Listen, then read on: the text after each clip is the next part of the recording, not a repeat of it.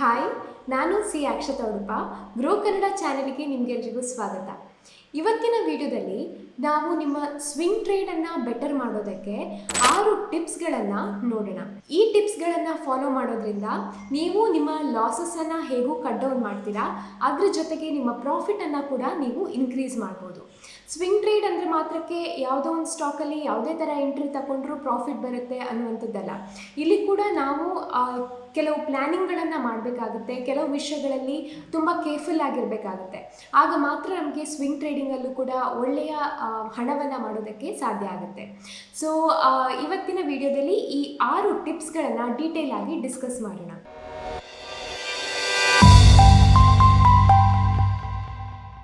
ಮೊದಲನೆಯದು ನಿಮ್ಮ stock selection. ಅದು ಇಂಟ್ರಾಡೇ ಟ್ರೇಡ್ ಇರಲಿ, ಸ್ವಿಂಗ್ ಟ್ರೇಡ್ ಇರಲಿ ಅಥವಾ ಇನ್ವೆಸ್ಟ್ಮೆಂಟ್ಸ್ ಇರಲಿ, ಸ್ಟಾಕ್ ಸೆಲೆಕ್ಷನ್ ಮಾಡುವಂಥದ್ದು ತುಂಬ ಇಂಪಾರ್ಟೆಂಟ್ ಆಗುತ್ತೆ. ನೀವು ರೈಟ್ ಸ್ಟಾಕನ್ನು ಸೆಲೆಕ್ಟ್ ಮಾಡಿದರೆ ಮಾತ್ರ ನಿಮಗೆ ಆ ಸ್ವಿಂಗಿನ ಅಡ್ವಾಂಟೇಜನ್ನು ತಗೊಂಡು ಒಳ್ಳೆ ಪ್ರಾಫಿಟನ್ನು ನೋಡೋದಕ್ಕೆ ಸಾಧ್ಯ ಆಗುತ್ತೆ. ಸೊ ಇದಕ್ಕೆ ನೀವು 52 ವೀಕ್ ಹೈ ಅಥವಾ 52 ವೀಕ್ ಲೋ ಸ್ಟಾಕ್ಸನ್ನು ಸೆಲೆಕ್ಟ್ ಮಾಡ್ಬೋದು. ಫಾರ್ ಎಕ್ಸಾಂಪಲ್, ಸ್ಟಾಕ್ ಮೊದಲು ಒಂದು ಹೈಯನ್ನು ಮಾಡಿ ಆಮೇಲೆ ಸ್ವಲ್ಪ ಟೈಮ್ ಡೌನ್ ಟ್ರೆಂಡ್ ರೇಂಜ್ ಬೌಂಡಲ್ಲೆಲ್ಲ ಇದ್ದು ಮತ್ತೆ ಈಗ ಈ ಲೆವೆಲಿಗೆ ಬಂದಿದ್ದರೆ ನೀವು ಇಲ್ಲಿ ಒಂದು ಹೊರಿಸಾಂಟಲ್ ಲೈನನ್ನು ಡ್ರಾ ಮಾಡಿದ್ರೆ ನಿಮಗೆ ಎಕ್ಸಾಕ್ಟ್ಲಿ ಆ ಸ್ಟಾಕ್ ಎಲ್ಲಿದೆ ಅನ್ನೋದು ಗೊತ್ತಾಗುತ್ತೆ. ಅಂದರೆ ಇದು ಈ ಪಾಯಿಂಟ್ ಹೈ ಆಗಿರುತ್ತೆ. ಸೊ ಈಗ ಸ್ಟಾಕ್ ಈ ಹೈಯನ್ನು ಬ್ರೇಕ್ ಮಾಡಲಿಕ್ಕೆ ಹತ್ತಿರ ಬಂದಾಗ ನೀವು ರಿಟ್ರೇಸ್ಮೆಂಟಿಗೆ ವೆಯ್ಟ್ ಮಾಡಿ ಈ ಪಾಯಿಂಟಲ್ಲಿ ನಿಮ್ಮ ಸ್ವಿಂಗ್ ಟ್ರೇಡನ್ನು ನೀವು ಪ್ಲ್ಯಾನ್ ಮಾಡಿದ್ರೆ ನಿಮಗೆ ಒಳ್ಳೆ ಮೂಮೆಂಟನ್ನು ಕ್ಯಾಪ್ಚರ್ ಮಾಡೋದಕ್ಕೆ ಸಾಧ್ಯ ಆಗುತ್ತೆ. ಸೊ ಯಾವಾಗ ಸ್ಟಾಕ್ ಈ 52 ವೀಕ್ ಹೈಯನ್ನು ಬ್ರೇಕ್ ಮಾಡುತ್ತೋ ಆಗ ಡೈರೆಕ್ಟಾಗಿ ಟ್ರೇಡನ್ನು ತಗೊಳ್ಳದೆ ಸ್ವಲ್ಪ ರಿಟ್ರೇಸ್ಮೆಂಟಿಗೆ ವೆಯ್ಟ್ ಮಾಡಿ, ಅಂದರೆ ಮತ್ತೆ ಸ್ಟಾಕ್ ಈ ಲೆವೆಲಿಗೆ ಬಂದಾಗ ನೀವು ನಿಮ್ಮ ಬೈ ಟ್ರೇಡನ್ನು ಪ್ಲ್ಯಾನ್ ಮಾಡ್ಬೋದು. ಇದೇ ಥರ 52 ವೀಕ್ ಲೋಗೂ ಕೂಡ ಅಪ್ಲೈ ಆಗುತ್ತೆ. ಅಂದರೆ ಸ್ಟಾಕ್ ಒಂದು ಲೋವನ್ನು ಮಾಡಿ ಆನಂತರ ಸ್ವಲ್ಪ ಟೈಮ್ ಅಪ್ ಟ್ರೆಂಡಲ್ಲಿ ಇದ್ದಿರ್ಬೋದು, ರೇಂಜ್ ಬೌಂಡಲ್ಲಿ ಇದ್ದಿರ್ಬೋದು. ಈಗ ಮತ್ತೆ ಆ 52 ವೀಕ್ ಲೋ ಹತ್ತಿರ ಸ್ಟಾಕ್ ಬಂದಾಗ ಈ ಲೋವನ್ನು ಸ್ಟಾಕ್ ಬ್ರೇಕ್ ಮಾಡಿದ್ರೆ ಮತ್ತೆ ಅದು ಈ ಲೆವೆಲಿಗೆ ಬಂದಾಗ, ಅಂದರೆ ರಿಟ್ರೇಸ್ ಮಾಡಿದಾಗ ನೀವು ಟ್ರೇಡನ್ನು ತಗೊಂಡ್ರೆ, ಅಂದರೆ ನೀವು ಶಾರ್ಟ್ ಸೆಲ್ ಮಾಡಿದರೆ ನಿಮಗೆ ಒಳ್ಳೆ ಟ್ರೇಡ್ ಸಿಗುತ್ತೆ. ಎಗೇನ್ ಈ ಥರ ಮಾಡೋದಾದರೆ ನೀವು ಆಪ್ಷನ್ಸ್ ಅಥವಾ ಫ್ಯೂಚರ್ಸನ್ನು ನೋಡಬೇಕಾಗುತ್ತೆ. ಯಾಕಂದರೆ ನಿಮಗೆ ಕ್ಯಾಶಲ್ಲಿ ಸ್ಟಾಕಲ್ಲಿ ಶಾರ್ಟ್ ಸೆಲ್ ಮಾಡಲಿಕ್ಕೆ ಆಗೋದಿಲ್ಲ ಫಾರ್ ಸ್ವಿಂಗ್ ಟ್ರೇಡ್. ಸೊ ನೀವು 52 ವೀಕ್ ಹೈ ಅಥವಾ 52 ವೀಕ್ ಲೋ ಸ್ಟಾಕ್ಸನ್ನು ಸೆಲೆಕ್ಟ್ ಮಾಡಿಕೊಂಡು ಇಂಥ ಆಪರ್ಚುನಿಟಿಗಳನ್ನು ಚೆಕ್ ಮಾಡಿದ್ರೆ ನಿಮಗೆ ಒಳ್ಳೆಯ ಸ್ವಿಂಗ್ ಟ್ರೇಡ್ ಇದರಿಂದ ಸಿಗುತ್ತೆ. ಇದನ್ನು ಇನ್ನಷ್ಟು ಫೈನ್ ಟ್ಯೂನ್ ಮಾಡೋದಾದರೆ ಇದರ ಜೊತೆಗೆ ನೀವು ಟ್ರೆಂಡ್ ಅನಾಲಿಸಿಸ್ ಕೂಡ ಮಾಡ್ಬೋದು. ಅಂದರೆ ಫಾರ್ ಎಕ್ಸಾಂಪಲ್, ಸ್ಟಾಕ್ ಮೊದಲಿಗೆ ಒಂದು ಹೈಯನ್ನು ಫಾರ್ಮ್ ಮಾಡಿದರೆ ಸೆಕೆಂಡ್ ಟೈಮ್ ಅದು ಈ ಹೈಯನ್ನು ಬ್ರೇಕ್ ಮಾಡಿ ಇನ್ನೊಂದು ಹೈಯನ್ನು ಫಾರ್ಮ್ ಮಾಡಿದ್ರೆ ಇದು ಹೈಯರ್ ಹೈ ಆಗುತ್ತೆ. ಅದೇ ಥರ ಸ್ಟಾಕ್ ಕಂಟಿನ್ಯೂಸ್ ಆಗಿ ಪ್ರೀವಿಯಸ್ ಹೈಯನ್ನು ಬ್ರೇಕ್ ಮಾಡ್ತಾ ಹೋದರೆ ಕಂಟಿನ್ಯೂಸ್ ಆಗಿ ಸ್ಟಾಕ್ ಹೈಯರ್ ಹೈಗಳನ್ನು ಫಾರ್ಮ್ ಮಾಡ್ತಾ ಹೋಗುತ್ತೆ. ಹಾಗೆ ಇದು ಹೈಯರ್ ಲೋಗಳಾಗುತ್ತೆ. ಸೊ ಯಾವಾಗ ಸ್ಟಾಕ್ ಹೈಯರ್ ಹೈಸ್ ಮತ್ತು ಹೈಯರ್ ಲೋಸನ್ನು ಫಾರ್ಮ್ ಮಾಡ್ತಾ ಹೋಗುತ್ತೋ ಆಗ ಸ್ಟಾಕ್ ಅಪ್ ಟ್ರೆಂಡಲ್ಲಿದೆ ಅಂತ ಅರ್ಥ. ಅದೇ ಥರ ಸ್ಟಾಕ್ ಯಾವಾಗ ಲೋವರ್ ಹೈಸ್ ಹಾಗೂ ಲೋವರ್ ಲೋಸ್ಗಳನ್ನು ಫಾರ್ಮ್ ಮಾಡುತ್ತೋ ಆಗ ಸ್ಟಾಕ್ ಡೌನ್ ಟ್ರೆಂಡಲ್ಲಿದೆ ಅಂತ ಅರ್ಥ.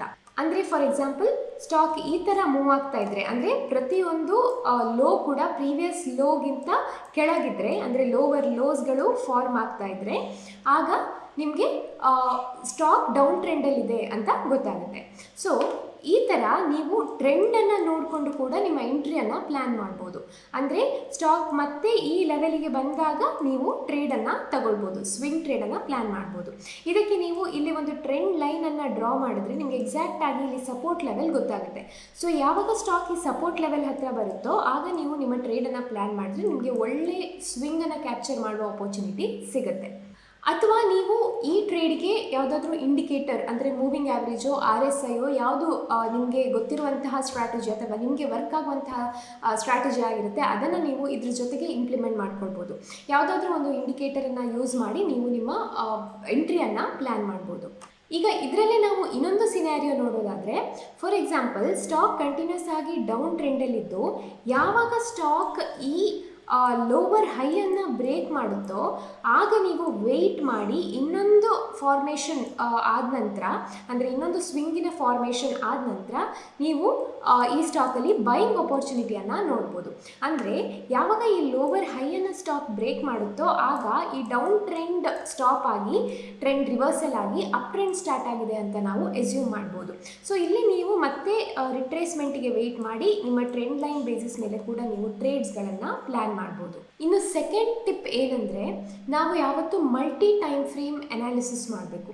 ಅಂದರೆ ಫಾರ್ ಎಕ್ಸಾಂಪಲ್ ನಾವು NTPC ಸ್ಟಾಕನ್ನು ತಗೊಂಡ್ರೆ ಇಲ್ಲಿ ನಾನು ವೀಕ್ಲಿ ಟೈಮ್ ಫ್ರೇಮಲ್ಲಿ ಈ ಸ್ಟಾಕನ್ನು ಅನಲೈಸ್ ಮಾಡ್ತಾ ಇದ್ದೇನೆ. ಸೊ ಇಲ್ಲಿ ನೀವು ನೋಡಿದ್ರೆ ನಾವು ವೀಕ್ಲಿ ಟೈಮ್ ಫ್ರೇಮಲ್ಲಿ ನೋಡಿದಾಗ ಈ ಸ್ಟಾಕ್ ಕಂಟಿನ್ಯೂಸ್ ಆಗಿ ಅಪ್ ಟ್ರೆಂಡಲ್ಲಿದೆ, ಒಳ್ಳೆಯ ಬುಲ್ ರ್ಯಾಲಿಯನ್ನು ಈ ಸ್ಟಾಕ್ ಕೊಟ್ಟಿದೆ, ರೈಟ್? ಆದರೆ ನಾವು ಈಗ ಇದನ್ನೇ ಶಾರ್ಟರ್ ಟೈಮ್ ಫ್ರೇಮ್ಗೆ ಕನ್ವರ್ಟ್ ಮಾಡಿ ಈ ಶಾರ್ಟರ್ ಟೈಮ್ ಫ್ರೇಮಲ್ಲಿ ಕೂಡ ಇದು ಬುಲ್ಲಿಶ್ ರ್ಯಾಲಿಯನ್ನು ಮಾಡ್ತಾ ಇದೆಯಾ ಅನ್ನೋದನ್ನು ಕನ್ಫರ್ಮ್ ಮಾಡ್ಕೋಬೇಕು. ಸೊ ಇಲ್ಲಿ ನಾನೀಗ ಡೈಲಿ ಟೈಮ್ ಫ್ರೇಮ್ಗೆ ಹೋದರೆ ನೀವು ಇಲ್ಲಿ ನೋಡ್ಬೋದು, ಟು ಅ ಲಾರ್ಜರ್ ಎಕ್ಸ್ಟೆಂಟ್ ಇಲ್ಲಿ ಸ್ಟಾಕ್ ರೇಂಜ್ ಬೌಂಡ್ ಆಗಿರೋದು ನಮಗೆ ಕಾಣಿಸುತ್ತೆ. ಸೊ ನಾವು ಈಗ ಇದನ್ನು ಸ್ವಲ್ಪ ಝೂಮ್ ಔಟ್ ಮಾಡಿ ನೋಡಿದ್ರೆ ಲಾಂಗರ್ ಟೈಮ್ ಫ್ರೇಮಲ್ಲಿ ಸ್ಟಾಕ್ ಬುಲ್ಲಿಶ್ ರ್ಯಾಲಿಯನ್ನೇ ಮಾಡ್ತಾ ಇದೆ, ಅಂದರೆ ಅಪ್ ಟ್ರೆಂಡಲ್ಲೇ ಇದೆ. ಬಟ್ ನಾವೀಗ ಟ್ರೇಡ್ ತಗೊಳ್ಬೇಕಾದ್ರೆ ಡೈಲಿ ಟೈಮ್ ಫ್ರೇಮಲ್ಲಿ ನೋಡಿದಾಗ, ಅಂದರೆ ಶಾರ್ಟರ್ ಟೈಮ್ ಫ್ರೇಮಲ್ಲಿ ನೋಡಿದಾಗ ಇಲ್ಲಿ ಸ್ಟಾಕ್ ಹೆಚ್ಚಿನ ಸಮಯ ರೇಂಜ್ ಬೌಂಡ್ ಆಗಿತ್ತು. ಸೊ ನೀವು somewhere at this point entry plan ಮಾಡಿದರೆ ಈ ಸ್ಟಾಕಲ್ಲಿ ಅದು ನಿಮಗೆ ವರ್ಕ್ ಆಗಲಿಕ್ಕಿಲ್ಲ. ಯಾಕಂದರೆ ಮತ್ತೆ to a larger time stock range bound ಆಗಿತ್ತು. ಸೊ ಇಂಥ ಕೇಸಸಲ್ಲಿ ನೀವು ಇಲ್ಲಿ ಒಂದು ಹೊರಿಸಾಂಟಲ್ ಲೈನನ್ನು ಡ್ರಾ ಮಾಡಿಕೊಂಡ್ರೆ ನೀವಿಲ್ಲಿ ನೋಡ್ಬೋದು, ಈ ರೇಂಜ್ ಒಳಗೆ ಸ್ಟಾಕ್ ಕಂಟಿನ್ಯೂಸ್ ಆಗಿ ಮೂವ್ ಆಗ್ತಾ ಇದೆ.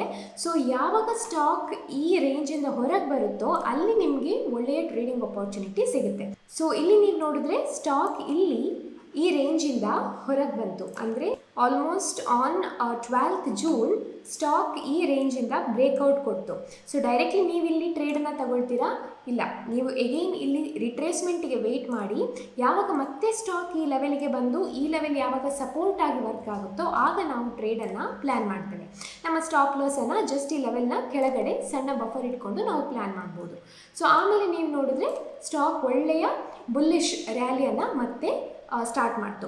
ಸೊ ಇಲ್ಲಿ ಕೂಡ ನೀವು ಅಬ್ಸರ್ವ್ ಮಾಡಿದ್ರೆ ನಾವು ಈ ಟ್ರೆಂಡ್ ಲೈನನ್ನು ಇಲ್ಲಿ ಡ್ರಾ ಮಾಡಿದ್ರೆ ಈ ಟ್ರೆಂಡ್ ಲೈನಲ್ಲಿ 2 ಟೈಮ್ ಸ್ಟಾಕ್ ಮೂವ್ ಆಯಿತು.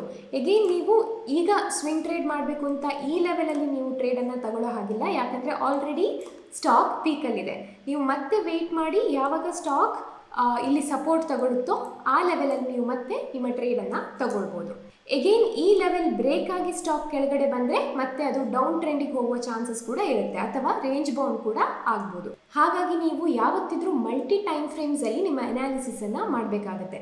ಫಸ್ಟಿಗೆ ನೀವು ಲಾರ್ಜರ್ ಟೈಮ್ ಫ್ರೇಮಲ್ಲಿ ಸ್ಟಾಕಿನ ಟ್ರೆಂಡನ್ನು ಐಡೆಂಟಿಫೈ ಮಾಡಿ, ನಂತರ ಶಾರ್ಟರ್ ಟೈಮ್ ಫ್ರೇಮಲ್ಲಿ ಕೂಡ ಅದೇ ಟ್ರೆಂಡ್ ನಡೀತಾ ಇದೆಯಾ ಅನ್ನೋದನ್ನು ಕನ್ಫರ್ಮ್ ಮಾಡಿಕೊಂಡು ನೀವು ನಿಮ್ಮ ಎಂಟ್ರಿಯನ್ನು ಪ್ಲ್ಯಾನ್ ಮಾಡಬೇಕು.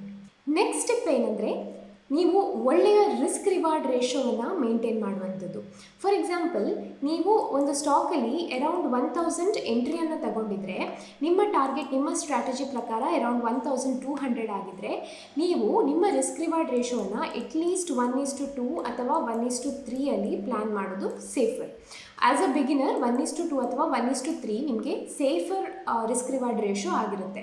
ಸೊ ಇಲ್ಲಿ ನಿಮ್ಮದು ಟಾರ್ಗೆಟ್ 200 ಪಾಯಿಂಟ್ಸ್ ಅವೇ ಇದ್ದರೆ ನಿಮ್ಮ ಸ್ಟಾಪ್ ಲಾಸ್ 100 ಪಾಯಿಂಟ್ಸ್ ಅವೇ ಇರುತ್ತೆ.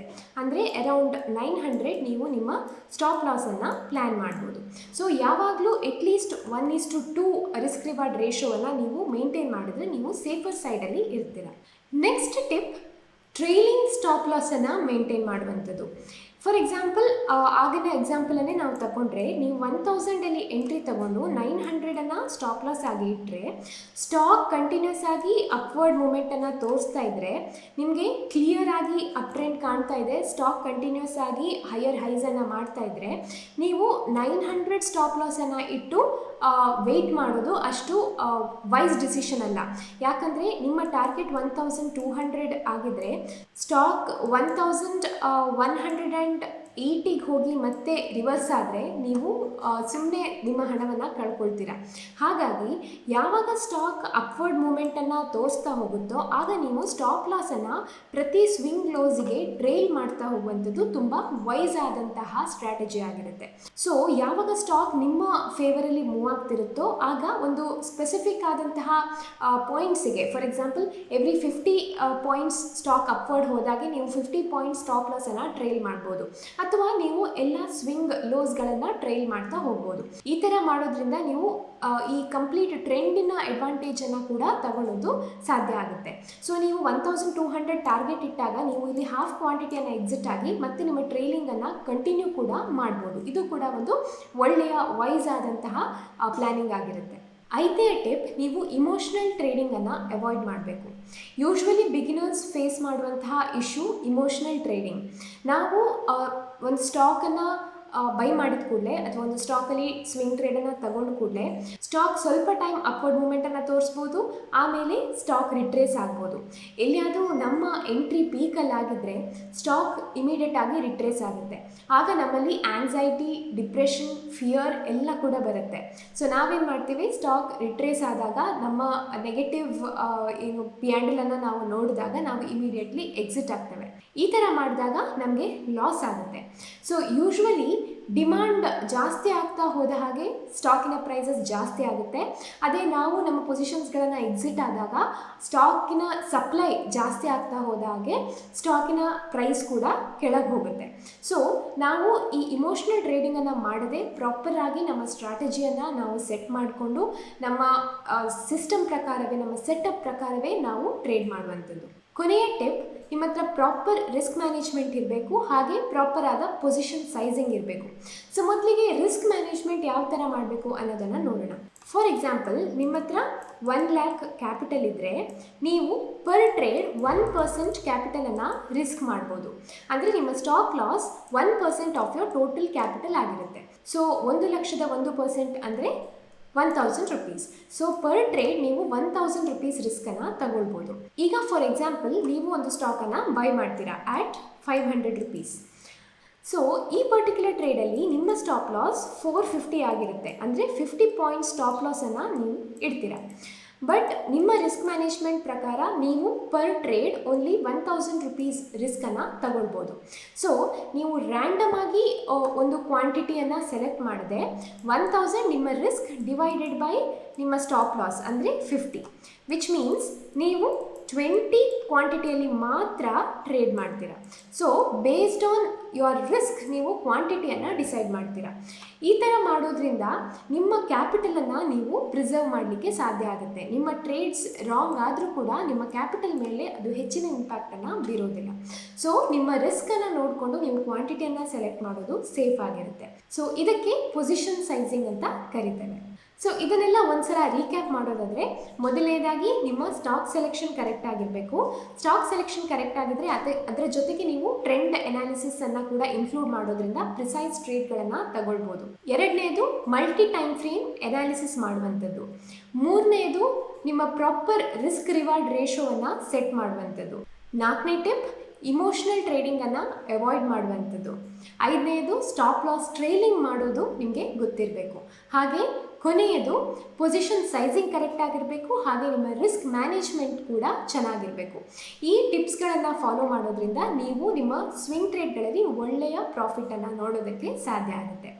ಸೊ ಈ ವಿಡಿಯೋ ನಿಮಗೆ ಇಷ್ಟ ಆಗಿದರೆ ದಯವಿಟ್ಟು ಲೈಕ್ ಮಾಡಿ. ನಾವು ಮಾಡುವಂತಹ ಎಲ್ಲ ವಿಡಿಯೋಗಳು ಎಜುಕೇಷನ್ ಪರ್ಪಸ್ಸಿಗೆ ಮಾತ್ರ, ಇದು ಯಾವುದೇ ರೀತಿಯ ಬೈ ಸೆಲ್ ರೆಕಮೆಂಡೇಷನ್ ಅಲ್ಲ. ನೀವಿನ್ನೂ ಗ್ರೋ ಕನ್ನಡ ಚಾನಲನ್ನು ಸಬ್ಸ್ಕ್ರೈಬ್ ಮಾಡಿರದಿದ್ದರೆ ದಯವಿಟ್ಟು ಸಬ್ಸ್ಕ್ರೈಬ್ ಮಾಡಿ. ಮತ್ತೆ ಬರ್ತೀವಿ ಇನ್ನಷ್ಟು informative ಕಂಟೆಂಟ್ಗಳೊಂದಿಗೆ.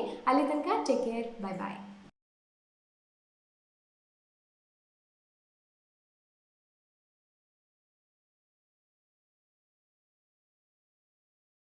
Investment in securities market are subject to market risks. Read all the related documents carefully before investing. Please read the risk disclosure documents carefully before investing in equity shares, derivatives, mutual fund, and or other instruments traded on the stock exchanges.